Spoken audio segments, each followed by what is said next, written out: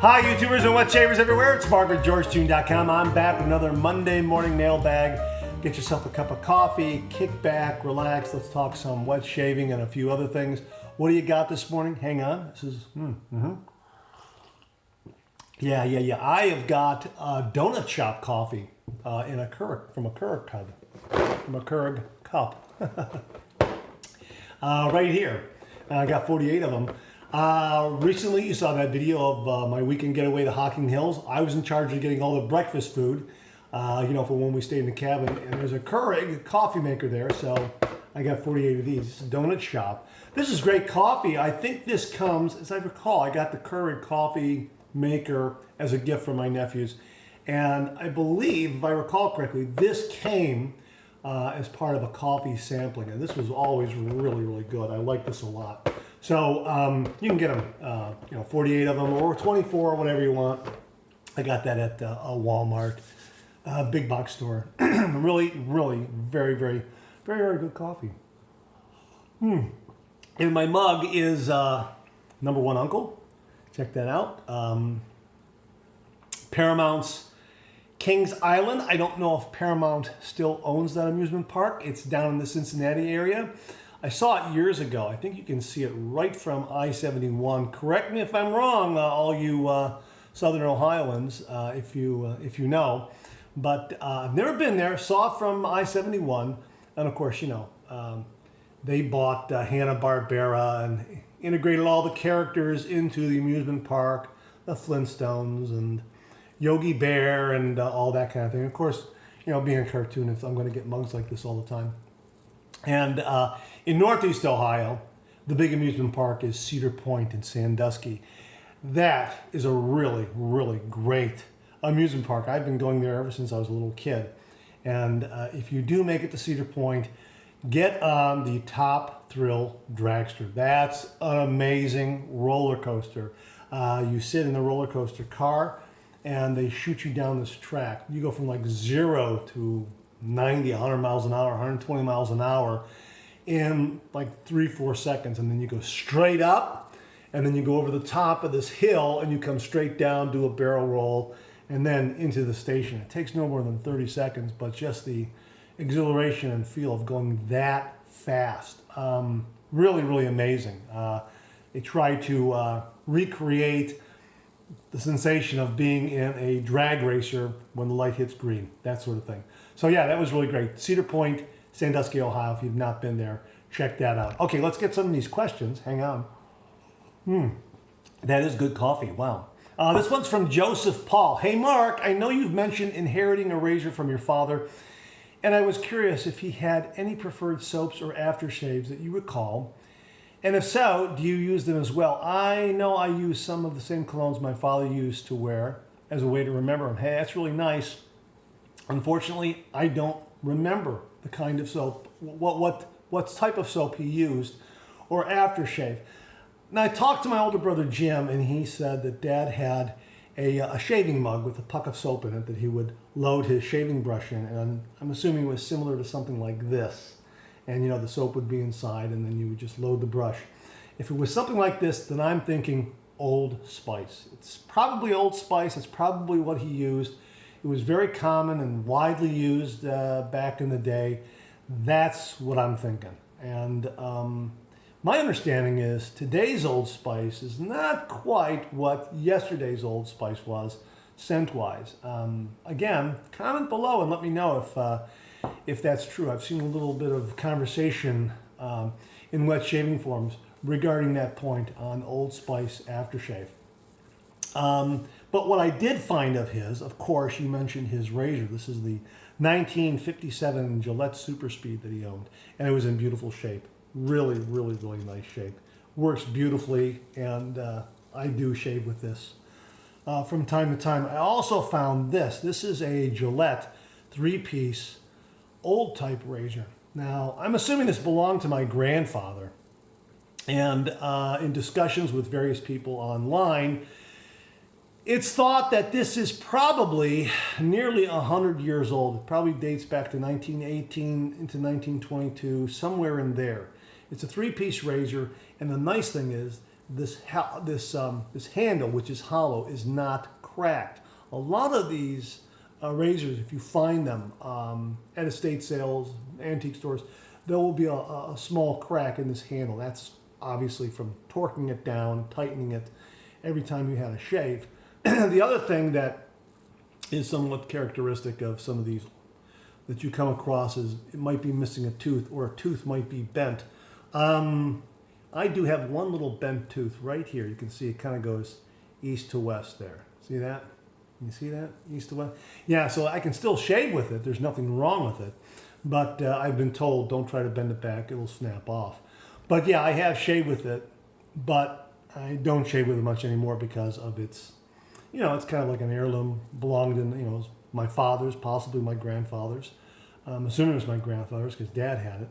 And, I have shaved with it a couple times. Really, really nice. If I want to get the shaving experience of an old type razor, I'll just use this. This is the Razor Rock old type clone right here. And, the razor head is very, very, very similar to the old type I just showed you. So that's what I do to get that experience, and, don't have to worry about messing this up at all, Just go ahead and use that. I also found his shaving brush. This is an Ever-Ready shaving brush. You can see the knot is completely gone, just about. And I'm hoping maybe to re-knot this, but it is an Ever-Ready. He also had, which one is it here? This one right here, a Made Right. Is that what it is? Yeah, Made. Yeah, he had a Made Right brush. This one's in a little bit better shape, but these were the two brushes that he used. And again, I'm thinking about restoring them, that sort of thing. What I've done is I've gone up to eBay and I bought similar brushes, a couple of Ever-Readies here from the same period, with knots that are a little bit better, and a Made Right with a knot that's a little bit better. Maybe replace these knots as practice before I do something like this. And you can see the gold leafing on the lettering is gone. It should look like that. Ever-Ready, see? That sort of thing. So yeah, that's all that I found of his. And I'm assuming Old Spice. I'm going to continue to look around and see if I come across anything, or see if other family members can remember what it was that he used. And if I find out, I'll certainly update you. So thanks very much for that question. It's a really, really terrific question. And I'm so glad that you're using what your dad used. That's really, really very, very neat. Okay, this question is from Christopher Charles. Hi, Mark. A couple of things. Firstly, thank you for often recommending synthetic brushes. Well, you are very welcome. Following your advice, I bought one which arrived yesterday from the Orient. When I took it out of the packet, I was a little disappointed because although it is a handsome brush, I thought its stiffness would mean it was difficult to use or inefficient. Well, I was so wrong. That's good coffee. I found that loading from my cello bowl took literally a few seconds, far quicker than my previous bore brush. Also, the subsequent face lathering was so much better, and cleanup was a doddle, as you have also pointed out. Well worth the relatively little money. Secondly, I have a question about drying of soapy creams and or crops. With my cello, for example, is it necessary to dry it after loading from the bowl? If so, how long would you recommend? Currently, I leave the bowl open for, say, 5 hours in front of an open window and then put it away. I use about 4 different soaps and or creams, so it's a few days or a week before I normally use it again. You see a lot of discussions regarding this online. Thanks for the question. You see a lot of discussions about this online. Here's my routine. What I do is, after I'm done using the soap, and I used this the other day, this is Soap Commander Courage shaving soap. After I'm done using the soap, what I'll do is I will run some warm water in here and rinse out the remnants there, and then just give it a shake. Some guys will leave it just on the lip of the sink and let the excess water run out that way. Then I get a towel and I just clean away that little bit of film that is in there. And then I take it and I set it aside on my counter with the cover off. And then the next day, if I'm using it, I'll just simply use it again. If not, then I take the lid, the cap, I put it on, and I put it back on the shelf for the next shave, 2-3 days, a week later, that sort of thing. And I'll go to another soap or cream. And that's kind of how I do the process. So yeah, I think you're probably on the right path. I let mine just dry out overnight, and then the next morning, if I use them, I use them. If not, I put the cap on and then grab my next soap that I'm going to have in my rotation or what I feel like using, and go about having my shave. So that's kind of my routine. Creams, completely different, obviously. After I take a dollop of cream out of the tub, close it up nice and tightly, put that back on the shelf. So that's kind of where I'm at with the routine. I don't think what you're doing is wrong, but from time to time I would check it. I know I had one viewer say that the Cella changed color a little bit and went bad on him. I don't know how that happened. That hasn't happened with me and Cella, knock wood, but you never know. But I don't know what his routine was for storing the Cella soap. But I do that with Cella, Soap Commander, Tabak, etc., etc., etc. Tabak has a loose lid. It doesn't have a lid you crank down on its jar. I'll leave that uncovered, and then the next day I'll just put that on and then just set it aside, and it's been fine. It's been great.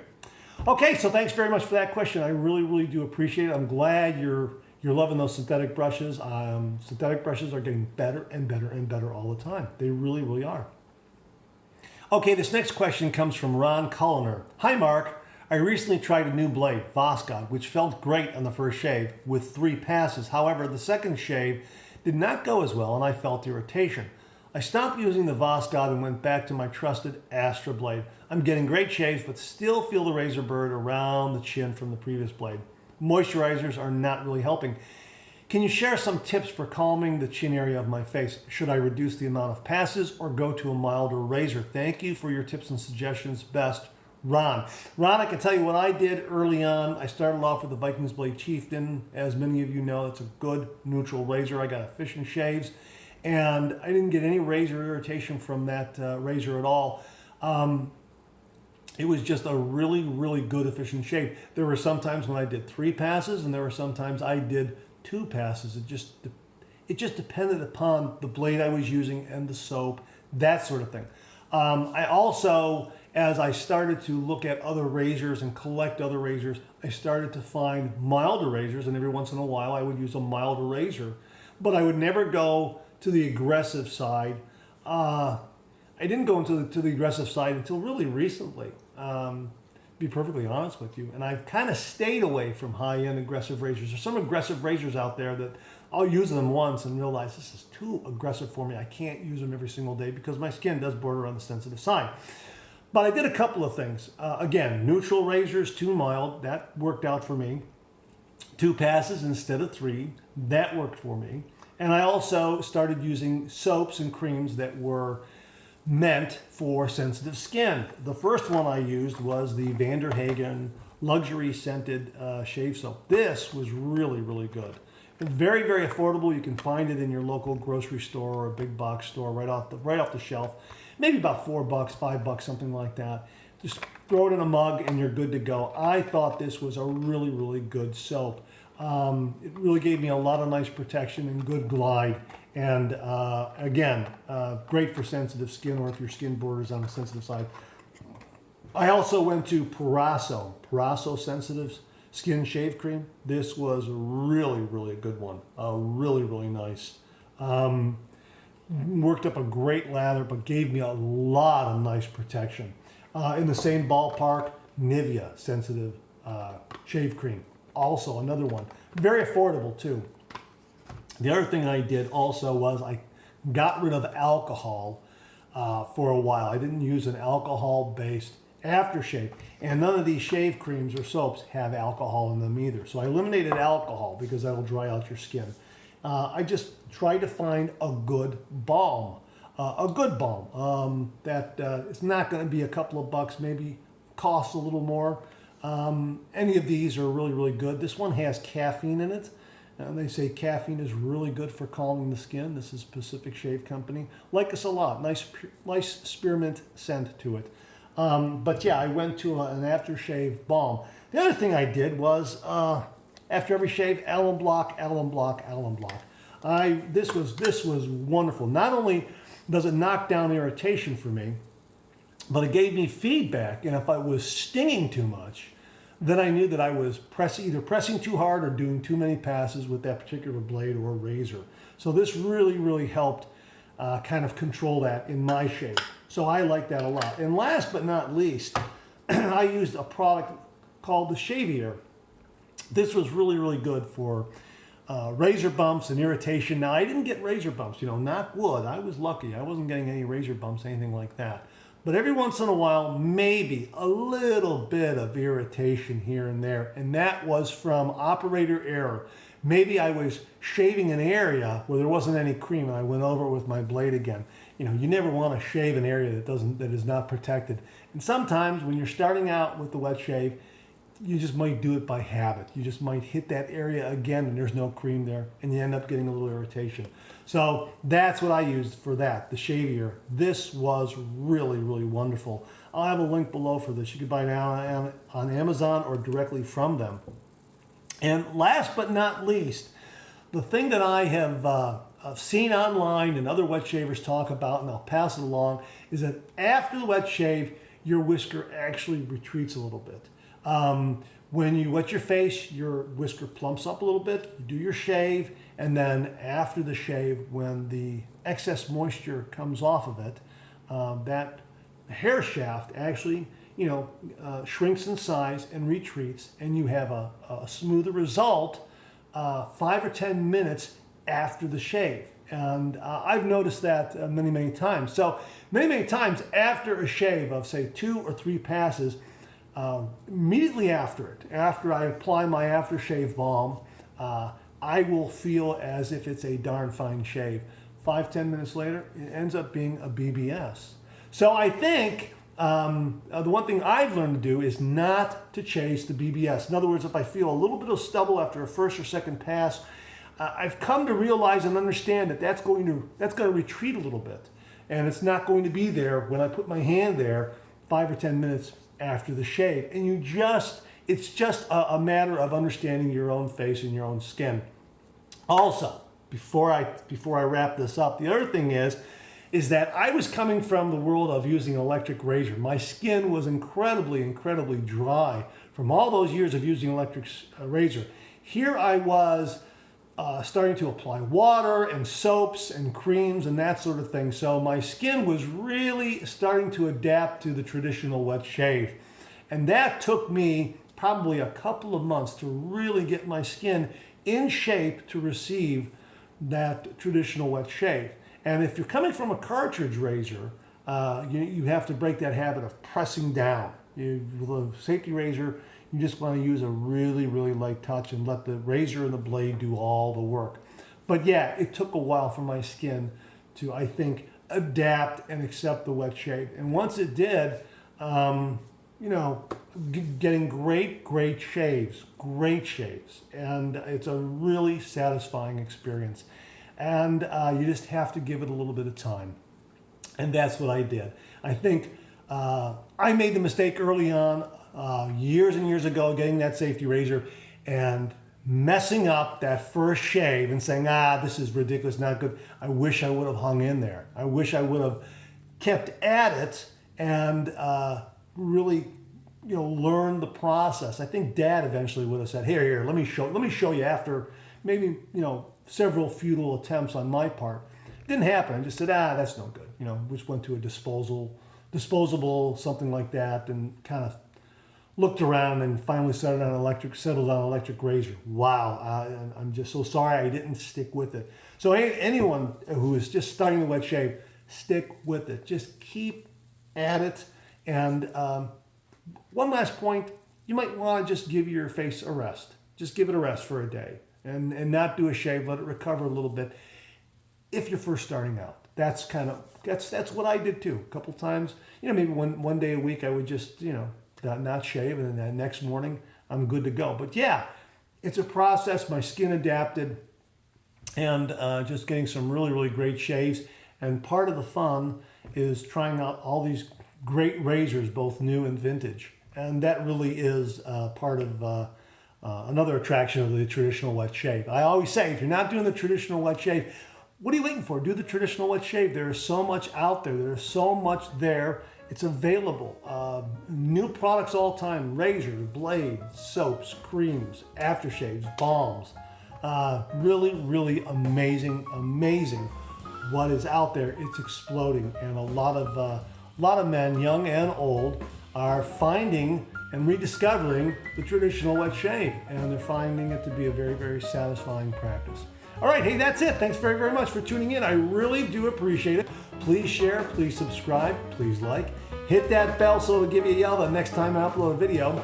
Comment below, let me know. Check out my blog, georgetoon.com/blog, for my comic strip George, other cartoons, other videos like this.